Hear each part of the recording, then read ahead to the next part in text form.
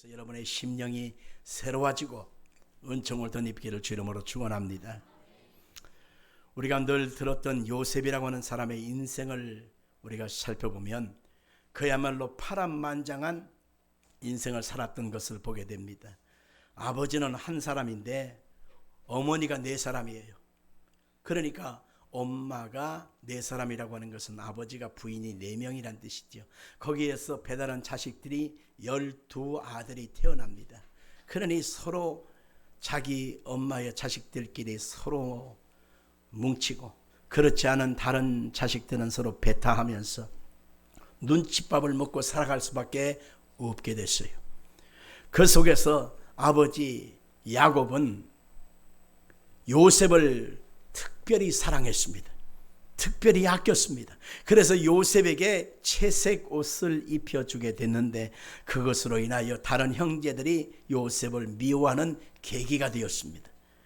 그리고 언젠가는 저놈을 내가 가만 안 두면 안 되겠다라고 하는 그런 악심을 품고 살았는데 어느 날 요셉이가 2번에 걸친 똑같은 뜻의 해석을 하는 꿈을 꾸잖아요. 하늘에 해와 달과 별들이 절하고 11볕단이 절하는 꿈을 꾸는 거예요. 이것은 뭐냐면 다른 형제들보다도 요셉이 왕이 될 것이다 라고 하는 것을 의미하는 것입니다. 그러자 그 형제들이 요셉을 죽이려고 모략질을 합니다. 들판에서 물 없는 구덩이에다 던져 넣어서 요셉을 죽이려고 했다가 또 끄집어내갖고 미디안 상인들한테 은 20냥에 팔아버리기도 하고, 또 요셉의 인생이 갑자기 노예로 팔려서 보디발 장군의 집에서 그가 11년을 거하게 살게 됐어요. 이제 자리 잡히면 괜찮겠다라고 생각했는데 거기에서 또 누명을 쓰지 않습니까? 그래서 누명을 써서 감옥살이에 들어가요. 살인자들이 들어오는 국가 전복제 정치범들이 들어오는 그 쉬대 감옥 속에 들어가서 그만 2년을 살게 돼요. 거기서 술 간원장을 만나서 이제는 나가는가 싶었는데 술 간원장이 또 배신을 해요. 그래서 인간사 요셉은 겪지 말아야 될 슬픔과 고통과 아픔과 처절한 괴로움을 겪으면서 13년을 보내게 되어집니다. 근데 하나님께서 13년이라고 하는 시간이 지난 다음에 어느 날 나라의 통치자인 바로 왕이 꿈을 꾸었는데 꿈을 해석할 사람이 없기에 요셉이 거기서 발탁되어지고 요셉이 꿈을 해석하게 됨으로 말미암아 이제는 차디찬 감옥 밑바닥에서 가장 영화롭고 화려한 나라의 국무총리의 자리까지 올라서게 되어져요. 그야말로 지옥에서 천국으로 올라간 거죠. 그러고 나서 자기 형제와 가족 70명을 애굽으로 이민시켜가지고 거기에서 430년 동안 큰 나라와 민족이 되게 하고, 그러고서 하나님이 때가 되어짐에 거기서 출애굽을 해서 가나안 땅을 차지하는 이스라엘 백성들이 되었다고 하는 계기를 우리는 요셉을 통해서 볼 수가 있는 것입니다. 그래서 우리는 오늘 37장 요셉을 시작하면서 오늘 이 본문에서 우리는 요셉 당사자의 이야기만 보면 그냥 옛날 이야기책 어느 위대한 인물의 그 위인전에 불과한 것입니다. 그런데 요셉이라고 하는 사람의 인생의 시작과 과정과 끝을 보게 되면 하나같이 누구를 예표하고 있느냐 하면 따라합시다. 예수님을 예표하고 있다. 그러니 요셉이 걸어간 모든 인생길 속에서 예수님을 보지 못한다면 우리는 성경을 절반밖에 해석을 못하는 것이고 엉뚱한 방향으로 성경을 해석하고 있는 것입니다. 그래서 오늘 요셉을 보면서 예수님의 오심과 과정과 십자가의 죽으심과 그리고 부활하심의 모습을 여기서 살펴봐야만 성경을 제대로 해석할 수 있다라고 할 수 있는 것입니다. 자, 그래야만 1절부터 2절까지 말씀을 한번 같이 나눠보실까요? 시작. 야곱이 가나안 땅 곧 그의 아버지가 거류하던 땅에 거주하였으니 야곱의 족보는 이러하니라. 요셉이 17세의 소년으로 그의 형들과 함께 양을 칠 때에 그의 아버지 아내를 비라와 실바의 아들들과 더불어 함께 있었더니 그가 그들의 잘못을 아버지에게 말하더라. 아멘. 야곱의 족보는 이러하니라 라고 하는 1절을 시작하면서 성성 창세기 보니까 아브라함의 족보 이야기, 이삭의 족보 이야기, 야곱의 족보 이야기가 10번에 걸쳐서 족보 이야기가 나오게 되는데요. 그 족보 이야기 속에서 하나님은 아브라함과 이삭과 야곱이라고 하는 사람들 속에 요셉이라고 하는 사람을 집어넣어서 하나님의 계획이 어떻게 흘러가는 것에 대해서 계속해서 얘기하고 있는 것입니다. 아버지가 살아있을 때는 그 아들이 아무리 훌륭해도 아버지의 역사 속에 같이 묻어서 갈 수밖에 없게 된 것입니다. 아버지 이삭의 사망이 창세기 35장 27절로 29절에 기록한 이후에 야곱이 언약의 상속자로 등장하게 되어졌지요. 아직까지는 아버지 야곱이 살아있기 때문에 요셉이라고 하는 사람이 아직 발탁되어져서 주 활동 무대를 넓히지 못하고 아버지의 족보 속에서 그냥 쓰여져 가는 것을 보게 돼요. 그래서 야곱이 가나안 땅 곧 그의 아버지가 거류하던 땅에 거주하였으니 라고 하는 말을 먼저 거론하면서 야곱의 그 아들들 요셉이 시작을 이렇게 하고 있다라고 보는 것입니다. 요셉이 17세의 소년으로서 라고 말하고 있는 것을 보면 야곱의 언약을 위해서 요셉이 특별히 발탁되었다라고 하는 것을 의미하는 것입니다. 12아들이 있지만 하나님이 요셉을 특별히 발탁했다. 그래서 17세가 시작된 요셉을 여기서 거론하고 있는 것입니다. 족보상으로 보면 요셉은 11번째지요. 첫째는 루벤입니다. 근데 루벤이 장자로서의 역할을 감당을 못합니다. 아버지의 그 부인이었던 빌하를 범합니다. 도대체 이 말도 안 되는 일이 벌어지게 된 거지요.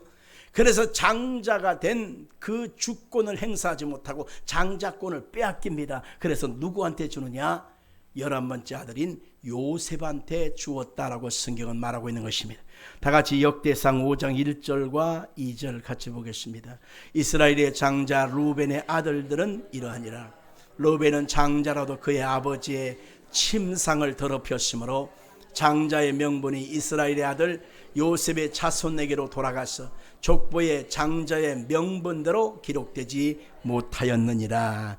장자의 역할을 맡아서 그 권한을 행사해야 될 이 요셉, 루벤, 그 루벤이 그것을 다 놓쳐버리고 맙니다. 그래서 오늘 성경에 보니까 요셉한테 그 장자의 명분이 돌아가게 되었다라고 말하고 있는 것입니다.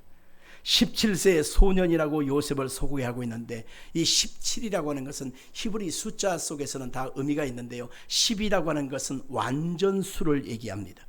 그리고 7이라고 하는 것은 하나님이 언약 속에서 일하시는 완전함을 의미하는 것이죠. 그래서 17살 되어진 요셉이지만 하나님의 완전한 계획 속에 하나님이 일을 하게 되었다라고 하는 것을 의미하는 것입니다. 소년이라고 하는 말은 나르라고 하는 건데 아이, 소년, 젊은이, 시종드는 사람, 종자, 종이지요. 칠 때에 양을 칠 때라고 하는 것은 하야로예란 말인데 하야라고 하는 말은 뭐뭇이 되다, 뭐뭇이 일어나다, 뭐뭇이 되다, 있다라는 뜻이죠. 로예라고 하는 것은 라인데 방목하다, 돌보다, 다스리다, 먹이다. 유독히 요셉이 방목하는 이 양을 칠 때라고 하는 말을 쓰는 것은 뭐냐면 12아들 중에서 요셉을 들어서 이스라엘의 목자로 삼았다라고 하는 것을 여기서 볼 수가 있는 것입니다. 그가 그들의 잘못을 아버지에게 말하더라. 그러니까 요셉이 사사건건 아버지한테 형들의 잘못을 고자질했다. 이렇게 우리가 일반적으로 해석할 수 있지만은 실상은 그것이 아닙니다. 요셉은 하나님의 신실하신 말씀과 언약을 전하는 통로로 쓰임받게 된 것이지요.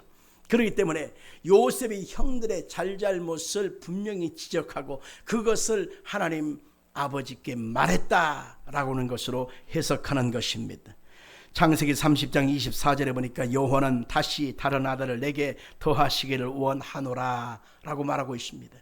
하나님께서는 예수 그리스도를 예표하는 요셉을 통해서 하나님이 하나님의 나라를 이루어 가기를 원하고 계시는데 요셉의 또 다른 모습으로 나타나신 분이 누굴까요? 그분이 곧 예수님인 것입니다. 예수님이 오셨을 때 진리를 전할 때 사람들은 예수님의 그 진리를 믿음으로 받아들입니까? 거부합니까? 거부하지 않습니까? 요한복음 8장 37절에 보니까 나도 너희가 아브라함의 자손인 줄 아노라.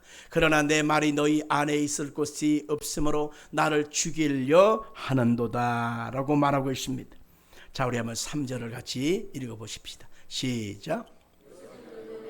아들이므로 이스라엘의 여러 아들들보다 그를 더 사랑함으로 그를 위하여 채색 옷을 지었더니, 요셉은 노년에 얻은 아들이었어요. 그래서 야곱이 하나님의 언약에 의하여 진리의 터 위에서 얻은 아들이라고 하는 뜻으로 해석될 수 있는 것입니다.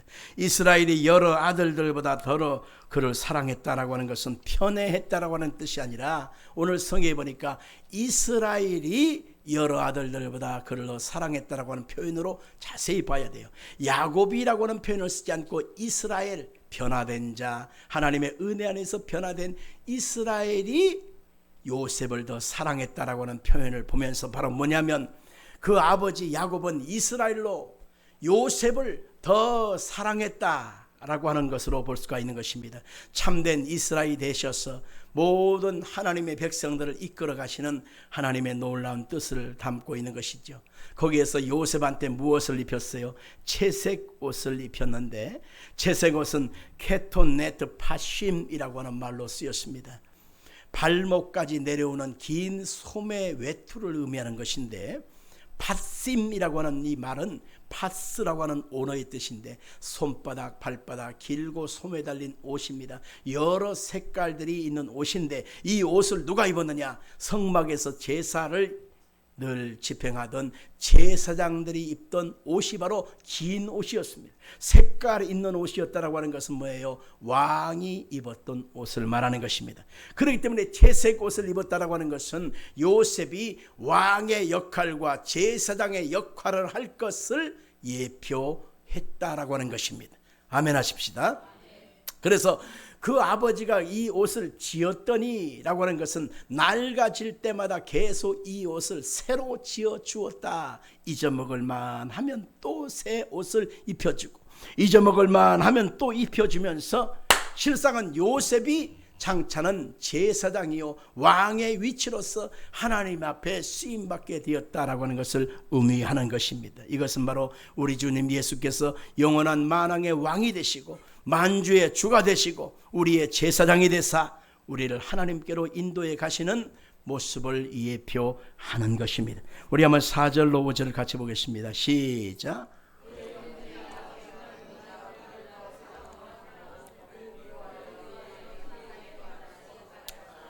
요셉이 꿈을 꾸고 그의 형들에게 말하며 그들이 그를 더욱 미워하였더라.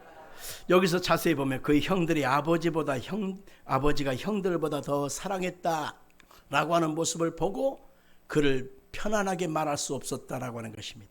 아버지가 요셉에게 채색 옷을 입혀주고 더 위하고 높여주니까 그에게 편안하게 말할 수가 없었다. 다시 말하면 편안이라고 하는 것은 샬롬이란 뜻이거든요. 그러니까 요셉한테 아무리 피를 나눈 형제라도 편안하게 있어라, 하나님의 평안이 너에게 임할지어다 라고 좋게 말할 수가 없었다라는 것입니다. 거기다가 또 불을 지피는데 요셉이 꿈을 꾸고 자기 형제들에게 말하였다. 여러분 알다시피 두 가지의 꿈을 꾸잖아요. 그 꿈을 꾸고 나서 형들에게 말하니까 그들이 더욱 미워했더라, 그렇게 말하고 있습니다.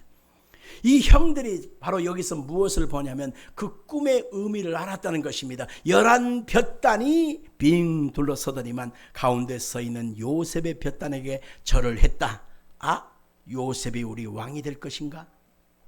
하늘에 있는 별 11개가 빙 둘러서고 해와 달도 빙 둘러서더니만 가운데 있는 요셉의 별에게 절을 꾸벅하더이다. 아, 똑같은 꿈이로구나.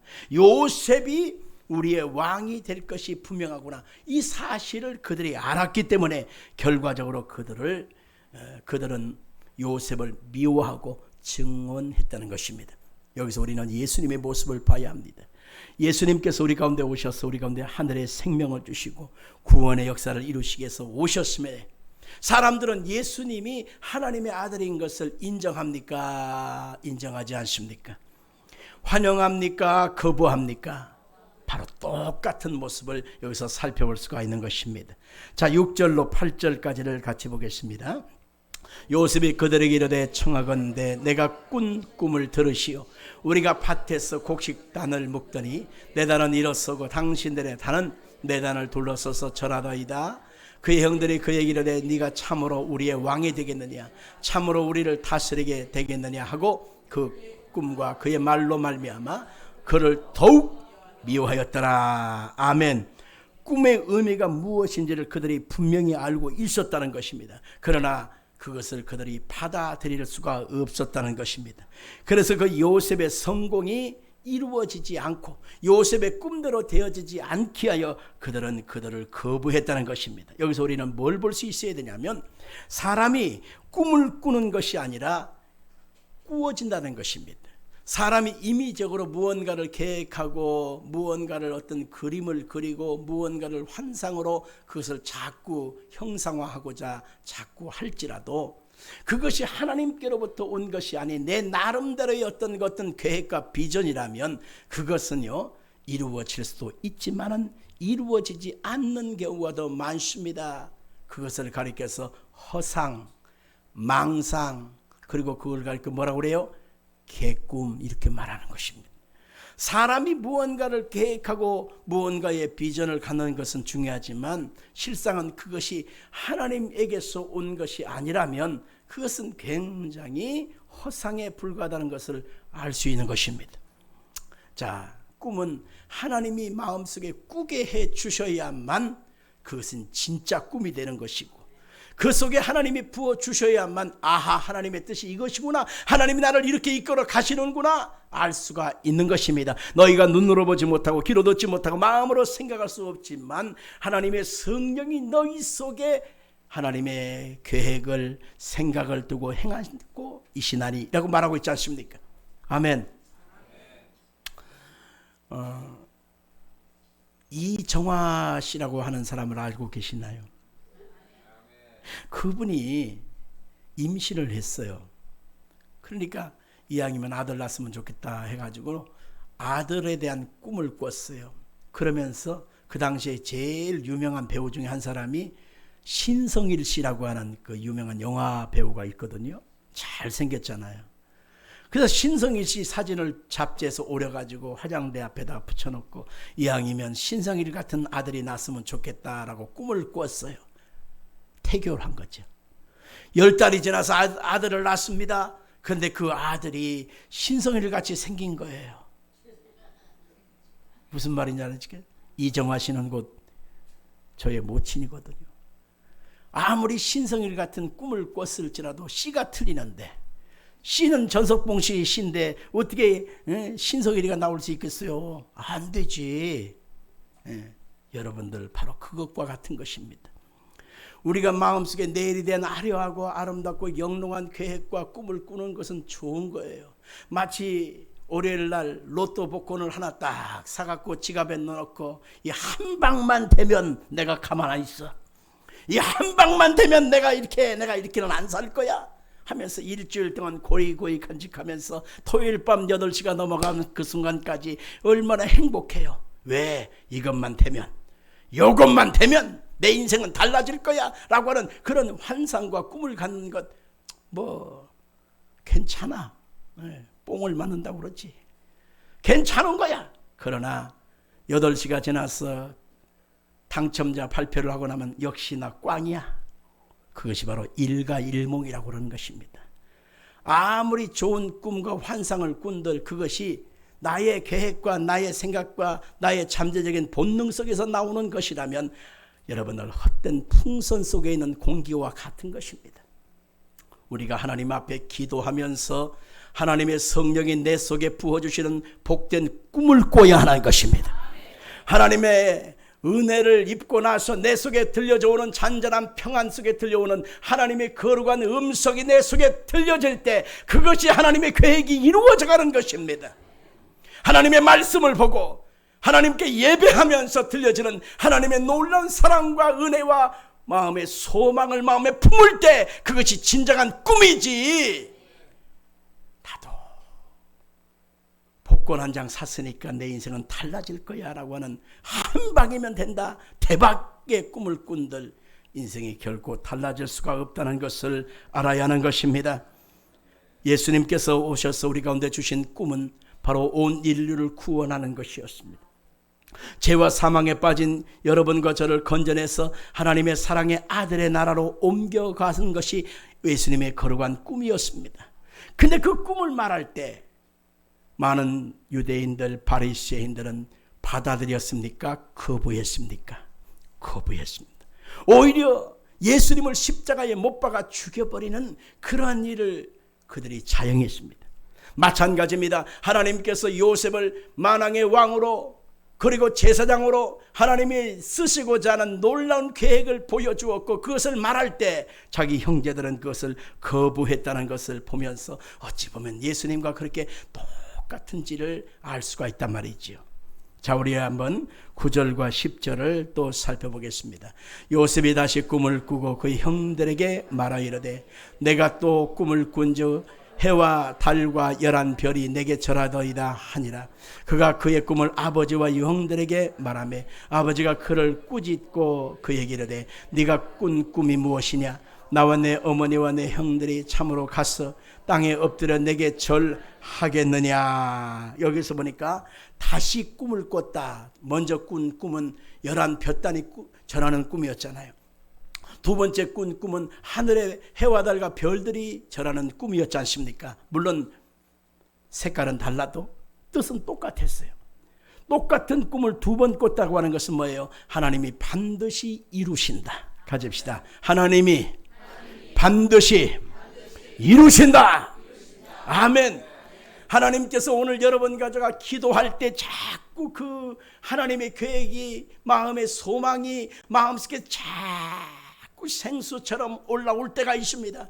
세월이 지나고 시간이 지나도 하나님 주신 꿈은 사라지지 않는 것입니다. 왜냐고요? 하나님이 그것을 이루고자 하시는 계획이 있기 때문인 것입니다. 그래서 하나님께서 내게 주신 그 꿈이 내 마음에 부음받아지면 그것을 쉽게 생각하지 말고 아하, 하나님이 나를 이렇게 귀하게 아름답게 복되게 쓰시고자 하는 뜻이 있구나, 그것을 믿음으로 알아야 하는 것입니다. 그런데 11볕단이 절하는 꿈은 바로 무엇을 의미하냐면 땅의 모든 권세를 얘기하는 거예요. 하늘의 해와 달과 별들이 절하는 꿈은 뭐예요? 하늘의 모든 권세를 얘기하는 것입니다. 그런데 그 모든 별들과 11볕단은 요셉의 볕단에 절을 했다는 것입니다. 이것은 바로 빌립보서 2장 5절로 8절 사이에 보니까 우리 주 예수의 마음을 품으라. 그는 근본 하나님의 본체시나 하나님과 동등됨을 취할 것으로 여기지 아니하고 자기를 비워 오히려 정의 형체를 가져 하나님 앞에 죽기까지 복종하셨으리고 십자가에 죽으심이라. 그러므로 하나님은 그를 지극히 높여 하늘에 있는 자들 땅 아래 있는 자들 땅 아래 있는 모든 자들로 예수의 이름에 꿇게 하시고, 바로 예수님을 하늘 땅 모든 권세를 가지신 만왕의 왕으로 세우실 것을 여기서 말하고 있는 것입니다. 자, 11절을 또 읽겠습니다. 11절 시작.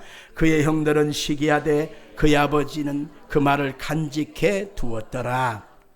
시기하되라고 하는 말은 카나라고 하는 말이죠. 시기하다, 질투하다, 열심이다라는 것입니다. 그들에게 마음속에 부딪히는 그 모든 생각들은 요셉이 우리의 왕이 된다고, 우리는 요셉한테 절을 할 수밖에 없는 존재가 된다고, 그래서 그들은 시기하고 질투하고 죽이려고 했다는 것입니다. 그런데 그의 아버지 야곱은 샤마르 했다는 것입니다. 똑같은 말, 똑같은 자리에서 들었지만은 그의 아버지 야곱은 샤마르, 지키다, 마음에 품다, 보존하다, 주의하다 라는 뜻입니다. 여러분, 여기서 우리는 두 가지의 성도들의 모습을 살펴볼 수 있습니다. 똑같은 하나님의 말씀을 받아도 그것을 믿음으로 받아들이는 사람이 있습니다. 아멘 하는 사람이 있습니다. 하나님의 뜻대로 될 것을 믿습니다. 하나님의 역사하심을 내가 믿습니다. 가슴에 샤마르 하는 사람이 있어요. 근데 어떤 사람들은 시기하고 질투하고 반항하고 그것을 거부합니다. 아이고, 그거 나도 하겠다. 그런 설교는 나도 하겠다. 아이고 웃기네. 맨날 그 소리가 그 소리지 뭐. 이렇게 하나님 말씀을 비웃고 조롱하는 사람도 있다는 것입니다. 그러면 하나님께서는 어떤 사람에게 역사하시느냐? 하나님의 말씀을 샤마르 마음에 담고 그 말씀을 마음에 품고 그 말씀대로 되어지기를 위하여 아멘 하는 사람에게 이루어진다는 것을 볼 수가 있는 것입니다. 12절로 24절 사이에는요, 두 번째로 꿈꾸는 자 요셉에 대해서 나오고 있는데, 요셉은 채색 옷을 입은 자로서 형들처럼 일하고 형들처럼 보편적인 일을 할 사람이 아니라 이 채색 옷을 입은 자가 왕적 권세와 제사장적 사명을 가지고서 일할 사람이라는 것이잖아요. 그러니까 요셉은 이런 사명을 위해서 일할 자였다는 것입니다. 그런데 그 형들은 그 요셉의 존재 가치를 부인합니다. 네가 뭔데? 네가 뭔데? 그러면서 요셉을 무시하고 결국 요셉을 죽이는데 그들은 앞장선 내용입니다. 이 내용 속에서 우리는 무엇을 볼 수 있냐면, 예수님이 오셔서 우리 가운데 구원이요 메시아요 십자가에서 우리의 죄를 대속하실 주님이지만 사람들은 예수님을 예수님으로 인정하지 않습니다. 그리고 비난하고 조롱하고 그리고 예수님을 십자가에 못 박아 죽이는 사건으로 나아가는 장면, 꼭 예수님의 모습을 얘기하는 것이죠. 자, 우리 한번 12절로 14절까지를 같이 봅니다. 그의 형들이 세겜에 나아가서 아버지의 양떼를 칠 때에 이스라엘이 요셉에게 이르되 내 형들이 세겜에서 양을 치지 아니하느냐? 너는 그들에게로 보내리라. 요셉이 아버지에게 대답하되 내가 그리 하겠나이다.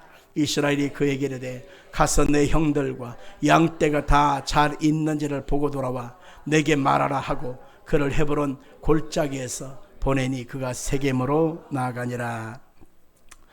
그의 형들이라고 성경은 말하고 있는데 그 요셉을 주어로 그 형제들을 언급하고 있습니다. 다시 말하면 요셉 입장에서 형제들의 상황을 살펴보는 것을 의미하는 것입니다. 세겜으로 보냈습니다. 세겜은 어떤 것입니까? 그 디나의 사건이 있었던, 야곱이 세겜에다가 말뚝박고 자기를 위해서 집을 짓고 양떼를 위하여 우리간을 짓고 그리고 넓은 땅을 사서 여기다가 말뚝박고 살고자 할 때에 그 딸 디나가 그 세겜 땅에 구경하러 갔다가 결국 몹쓸 짓을 당하고 그것 때문에 그 형제들이 그냥 살인죄를 범하여서 아주 죽을 고생을 했던 곳이 세겜 아닙니까? 죄인, 탐욕, 심판이 있는 곳입니다.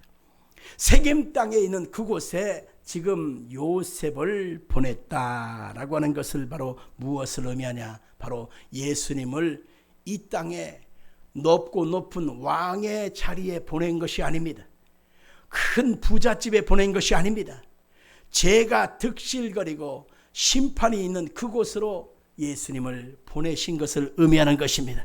성경에 예수님을 태어나게 하실 때 가브리엘 천사가 예수라고 그 이름을 짓게 하지요. 예수라고 하는 이름의 뜻이 뭡니까? 그가 자기 백성들의 죄를 담당할 자. 그래서 예수라고 반드시 지으라고 했지 않습니까?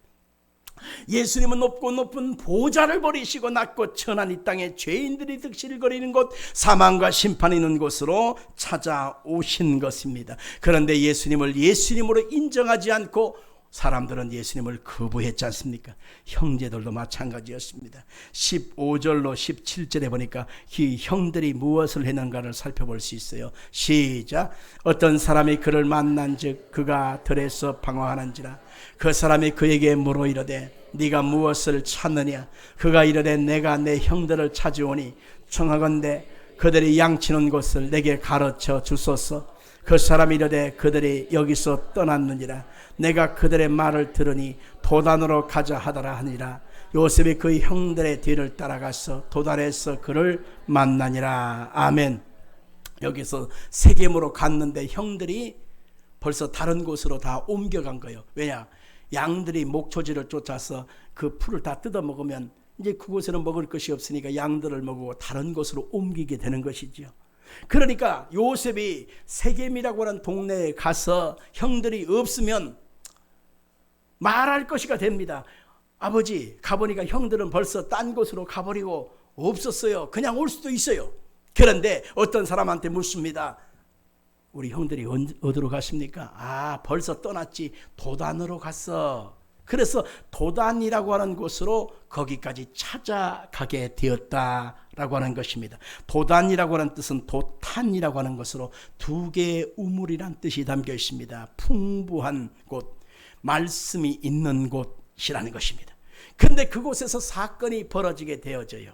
이 도단은 그들이 풍부한 무언가가 가득하여 있는 곳이지만 실상은 그들의 마음속에 예수를 죽이고자 하는 거부와 불신앙이 있던 곳입니다. 그들의 마음속에 하나님의 진정한 말씀, 생명의 말씀, 예수님을 받아들이고자 하는 말씀이 아니라 그들의 마음속에 율법주의와 인본주의로 가득한 그런 마음들이 가득하기 때문에 예수님을 오히려 거부하고 오히려 예수님을 죽이게 되는 그런 계기가 되는 곳이 바로 도단이었다는 것입니다. 다시 말하면 이 도단은 어디일까요? 인간의 죄가 가득한, 인간의 욕심과 인간의 인본주의가 가득한 그곳입니다. 바로 갈보리 언덕, 그곳이 바로 도단이다 라고 우리는 해석할 수가 있는 것입니다. 자, 18절로 20절을 또 계속 보겠습니다. 요셉이 그들에게 가까이 오기 전에 그들이 요셉을 멀리서 보고 죽이기를 꾀하여 서로 이르되 꿈꾸는 자가 오는도다. 자, 그를 죽여 한 구덩이에 던지고 우리가 말하기를 악한 짐승이 그를 잡아먹었다 하자. 그의 꿈이 어떻게 되는지를 우리가 볼 것이니라 하는지라. 아멘. 요셉이 그들에게 가까이 오기 전에 그들은 어떤 생각을 하고 있었어요? 18절에 보니까 그들이 요셉을 멀리서 보고 죽이기를 꾀하였다라는 것입니다. 아직 동생이 가까이 오기도 전에 그들의 마음속에 요셉을 죽여버리자, 얘를 그냥 둬서는 안 된다, 얘를 죽여버려야 된다, 이렇게 말하고 있습니다. 19절에 보니까 서로 이르되 꿈꾸는 자가 오는도다, 이렇게 말하고 있습니다. 요셉이 오는도다, 사랑하는 우리 동생이 오는도다, 아이고 아끼는 동생이 오는도다, 이렇게 말하고 있잖아요. 요셉을 가리켜서 꿈꾸는 자가 오는도다 라고 말하고 있다는 것입니다. 여기서 말하는 꿈꾸는 자, 이것을 보면서 우리는 요셉을 가리켜서 뻥쟁이 이렇게 말하고 있는 것과 같은 것입니다. 요셉은 허풍쟁이요, 과대망상증 환자요, 아이고 저 웃기는 놈이 오네, 바로 이것입니다. 자기의 피를 나눈 형제와 가족, 동생을 가리켜서 이렇게 말하는 것을 보면서 우리는 뭘 볼 수 있습니까? 예수님이 우리를 위해서 구원으로 오셨지만 예수님을 예수님 그리스도라고 그들이 받아들입니까? 아닙니다. 예수님을 주님이라고 부릅니까? 아닌 것입니다.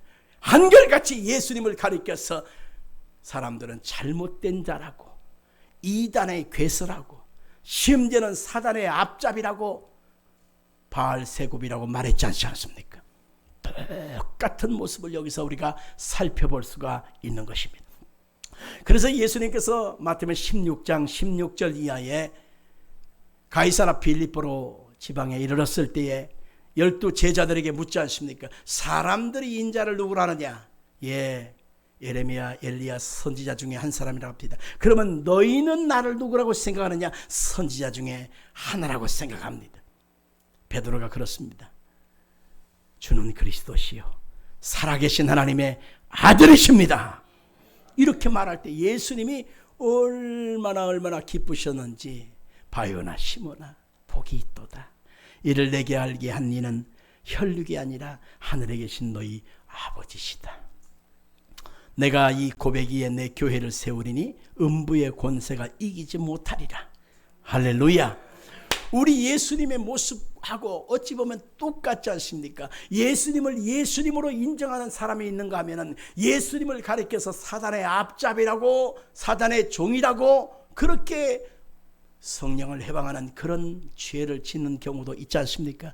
요셉을 가리켜서 꿈쟁이, 뻥쟁이 이러면서 허풍쟁이 이렇게 말하는 그들의 모습과 어찌 보면 이렇게 똑같은지 살펴볼 수가 있는 것입니다. 창세기 6장 5절에 보니까 이것은 악한 것이라고 말하고 있습니다. 읽어볼까요? 여호와께서 사람의 죄악이 세상에 가득함과 그의 마음으로 생각하는 모든 계획이 항상 악할 뿐임을 보시고. 8장 21절입니다. 시작. 여호와께서 그 향기를 받으시고 그 중심에 이르시되 내가 다시는 사람으로 말미암아 땅을 저주하지 아니하리니 이는 사람의 계획하는 바가 어려서부터 악함이라 내가 전에 행한 것 같이 모든 생물을 다시 멸하지 아니하리라. 사람은 항상 마음에 악함을 품고 삽니다. 죄인의 결과 모습이기 때문에 그런 것입니다. 그러함에도 하나님의 놀라운 계획과 뜻은 여기서 멈추지 않고 계속 이어져 가는 것입니다.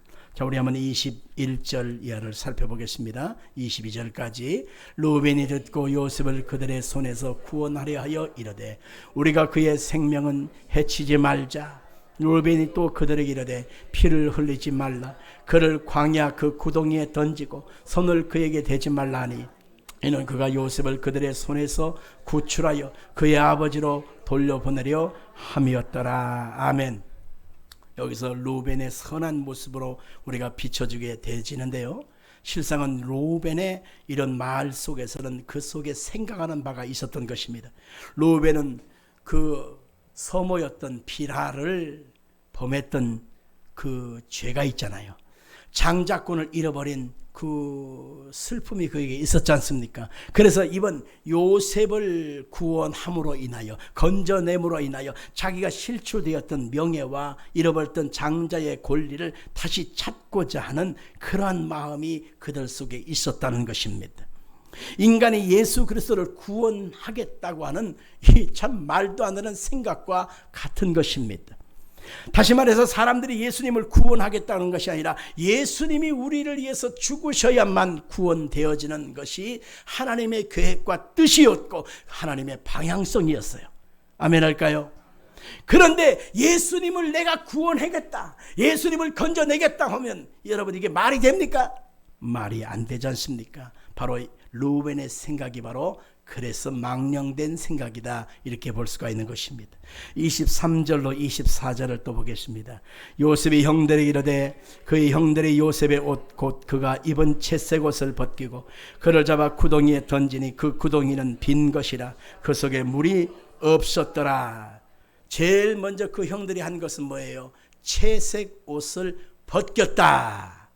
왕이요 제사장의 모습인 이 채색 옷을 벗겼다라고 말하는 것을 보면서 예수님이 십자가의 고난을 받을 때 그 흉포, 홍포를 벗겼다고 성경이 말하고 있잖아요. 그것을 사람들이 제비보라 서로 나눠 가지자 할 때에 아니다, 한 사람한테 몰아주자 옥신각신했던 것을 기억하십시오. 똑같은 것입니다. 예수님이 십자가에 고난 받을 때에 채색 옷을 이 옷을 영화로운 옷을 벗기시고 벌거벗은 수치를 당하신 모습처럼 요셉도 그렇게 되었다는 것입니다. 그를 잡아 구덩이에 던지니 이 구덩이는 빈 것이라 그 속에 물이 없었더라. 물이 없으면 어떻게 되지요? 그 속에서 목말라 죽는 거예요.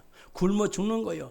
자력으로 나올 수 없어요. 거기에 뱀들이 왔다 갔다 하고 독충들이 왔다 갔다 하기 때문에 거기서 죽는 거예요. 바로 예수님이 십자가에 죽으심을 당한 모습과 같은 것인데, 구덩이라고 하는 것은요 보르라고 해서 시편 30편 3절에 보니까 이 보르는 무덤으로 해석하고 있습니다. 그러니까 예수님이 십자가에 죽으시고 장사 지낸 바 되어 무덤 속에 들어가신 것과 같이 요셉도 똑같은 상황 속에 이루어진 것을 말하고 있는 것입니다. 자, 25절로 36절 마지막 부분을 보게 될 텐데, 이제는 요셉이 팔려가는 모습을 자세하게 그리고 있는 것입니다. 야곱의 족보에서 야곱에 대한 이야기가 아니라 요셉의 이야기로 계속 펼쳐나감을 통해서 하나님이 요셉을 통해서 이루어 가지는 하나님의 나라가 그대로 보여지고 있는 것입니다. 사람은 끊임없이 우연이라고 생각하지만 하나님은 우연이 있을까요? 없을까요? 없어요. 하나님은 반드시 계획이 있고 필연 속에서 하나님의 뜻을 이루어 가는 것을 보게 됩니다. 형들에게 미움을 당하고 옷벗김을 당하고 구덩이에 던져지고 그리고 미디안 상인들에게 팔려지고 은 20냥과 바꿔지고 그러면서 요셉이 끌려가는 그 모습 속에서 우리는 예수 그리스도의 애정되어진 십자가 사건을 볼 수가 있는 것입니다. 오늘 여러분과 저의 인생도 마찬가지입니다. 내게 지금 이루어진 고난, 갑자기 황당무계한 일들을 당하면서 왜 내게 이런 일이 일어났는가, 왜 내 인생에 이런 고통이 다가왔는가 탄식하지만 하나님은 이 고난 속에서 하나님의 뜻을 이루어가는 예정으로 계획으로 쓰신다는 사실을 믿으시길 바랍니다. 25절 같이 읽겠습니다. 25절 시작.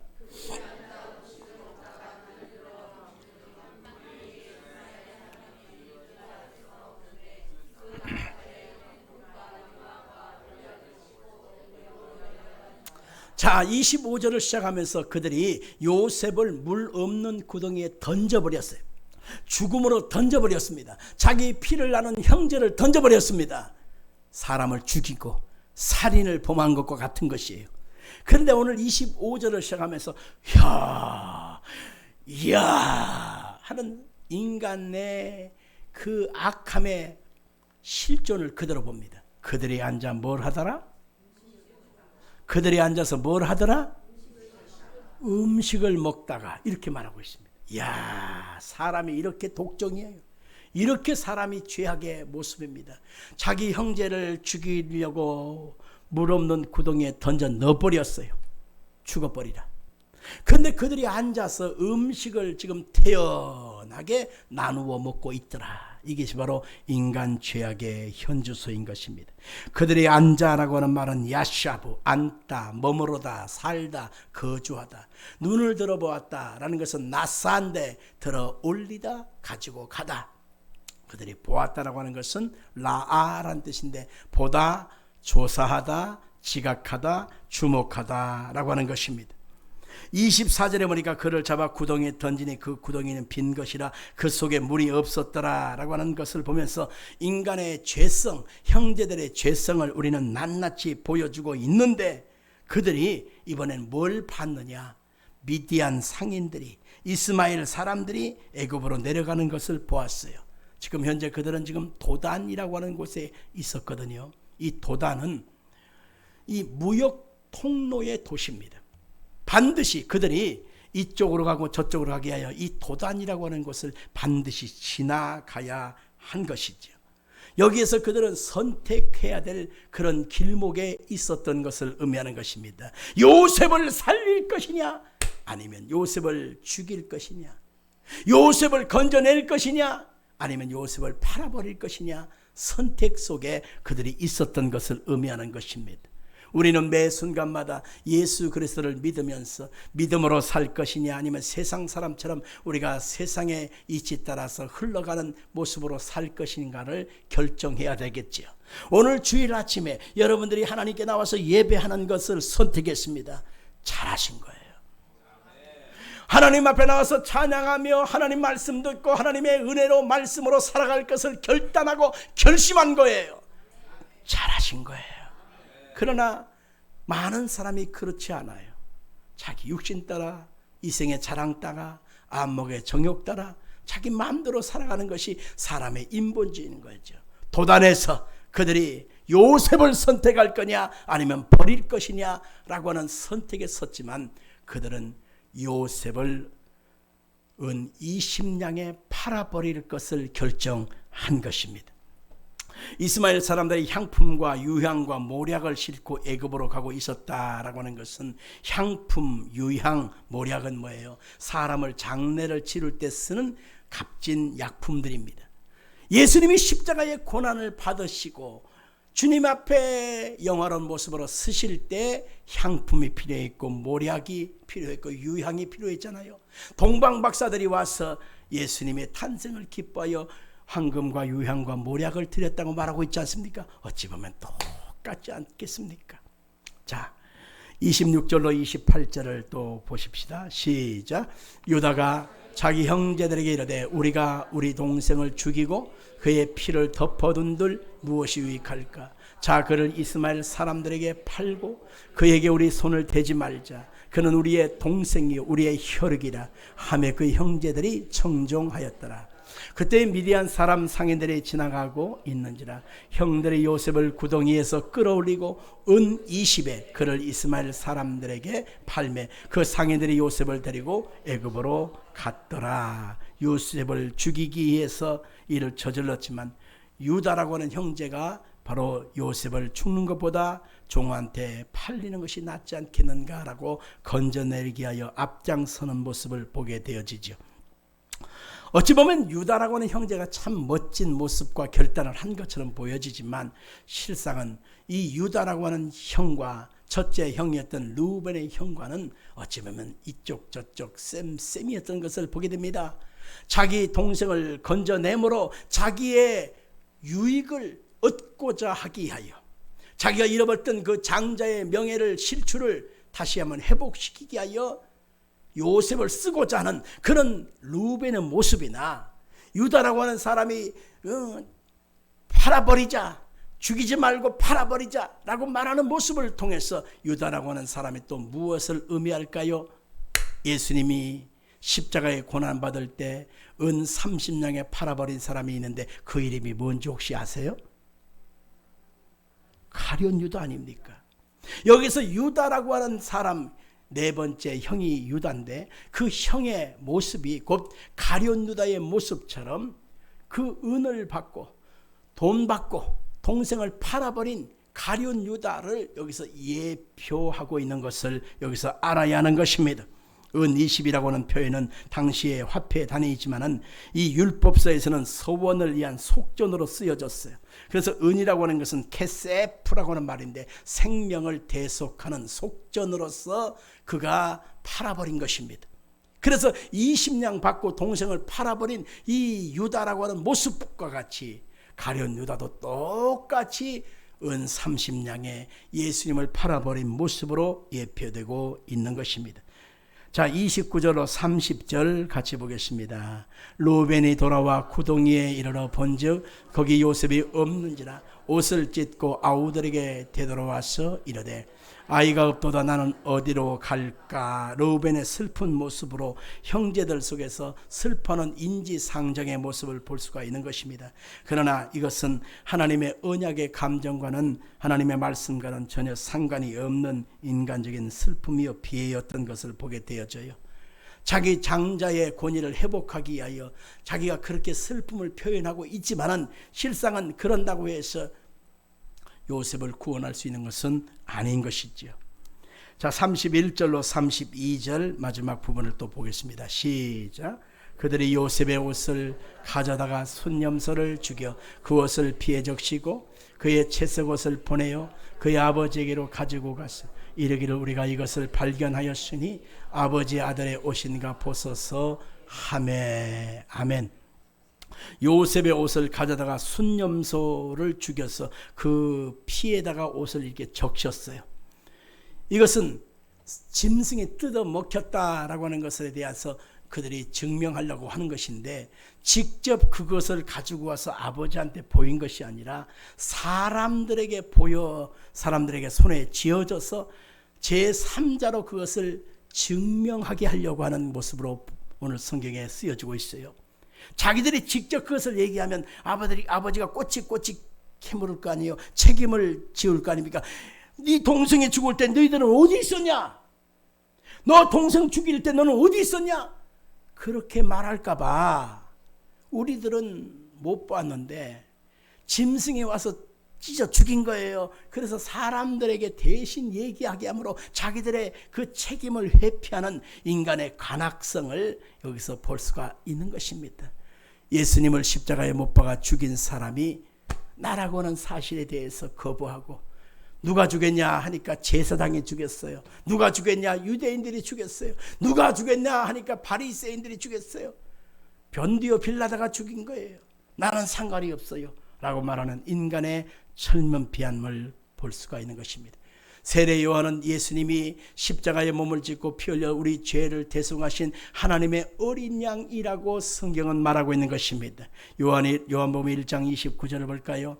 이튿날 요한이 예수께서 자기에게 나아오심을 보고 이르되 보라 세상 죄를 지고 가는 하나님의 어린 양이로다 라고 말하고 있습니다. 33절로 35절 마지막 부분을 또 보겠습니다. 아버지가 그것을 바라보고 이르되 내 아들의 옷이라 악한 짐승이 그를 잡아먹었도다. 요셉이 분명히 찢겼도다 하고 자기 옷을 찢는 굵은 배로 허리를 묶고 오래도록 그 아들을 위하여 애통하니 그의 모든 자녀가 위로하되 그가 그 위로를 받지 아니하여 이르되 내가 슬퍼하며 스올로 내려가 아들에게로 가리라 하고 그의 아버지가 그를 위하여 울었더라. 아버지는 계속해서 그것을 알아보고 내 아들의 옷이로구나, 내 아들 요셉이 죽었구나 하면서 슬퍼하고 괴로워하고 고통하는 모습을 보게 돼요. 여기서 우리는 예수님의 십자가의 죽으심은 예수님만 죽은 것이 아니라 하나님 아버지께서 이 아들 예수님과 함께 십자가에서 같이 고통당하신 모습으로 우리는 볼 수가 있는 것입니다. 십자가에서 고난당하신 그 아들 예수님의 처절한 죽음 앞에서 하나님은 한없이 울면서 탄식하면서 내 아들의 핏값으로 너희를 구원하니 참으로 다행하다. 그러나 내 아들 하면서 우리 하나님도 함께 슬퍼하고 울고 계시는 모습을 볼 수가 있는 것입니다. 마지막 절 36절을 우리 같이 보겠습니다. 그 미디안 사람들은 그를 애굽에서 바로의 신하 주인이 대장 보디발에게 팔았더라. 아멘. 여기서 우리는 요셉의 그 일정표가 계속해서 새로운 환경, 새로운 상황으로 계속 번져가는 것을 보게 돼요. 채색 옷 입었다고, 꿈을 꾸었다고 형들이 미워해서 죽이고 그를 없애버리라고 했지만 그를 애굽 상인한테 팔게 되고, 팔렸는데 해필이면 애굽의 보디발 장군의 집에 팔리게 되고, 그 보디발 장군의 집에서 요셉이 누명을 쓰게 되고 옥에 갇히고 계속해서 새로운 과정으로 나아가는 그 모습을 보면서 아하, 이것은 요셉이 원해서도 아니고 요셉이 노력해서 된 것도 아니고 그 어떤 사람이 그것을 한 것이 아니라 이것은 하나님의 언약적 계획 속에서 하나님이 우리 인생길을 인도해 가신다고 하는 사실을 알아야 하는 것입니다. 저를 보십시오. 여러분이 세상에 지금 태어나서 여기까지 살고 있지만 여러분이 여러분의 집에 태어나고 싶어서 태어났습니까? 여러분이 김씨성을 갖고 태어나고 싶어서 김씨성이 되었나요? 이씨성, 박씨성을 얼마나 노력하고 돈 주고 그 집에서 태어나려고 애를 써서 태어난 겁니까? 아니죠. 우리 인생은 태어나는 순간부터 하나님의 계획과 하나님의 주권 속에서 태어난 것입니다. 그래서 우리는 엎치락뒤치락 하면서 만고풍상을 겪으면서 형용할 수 없는 상황과 사건을 겪으면서 우리가 앞으로 가게 되는데, 이 모든 진행의 방향 속에서 하나님의 계획이 있고 하나님의 손이 함께 해주시는 것입니다. 요셉의 인생 속에서 하나님의 역사하심을 바라보게 돼요. 하나님의 주권 앞에 그의 인생을 맡기게 되어져요. 그러니까 결과적으로 13년이라고 하는 이 시간을 통과하고 나서 하나님이 요셉을 계획하신 대로 애굽의 국무총리의 자리에 쫙 세우시고 가정을 살리고 민족을 살리는 위대한 인물로 요셉을 들어 쓰시지 않습니까? 마찬가지예요. 지금 상황은 종착지가 아니라 과정에 있습니다. 같이 합시다. 지금은 종착지가 아니라 지금은 과정이다.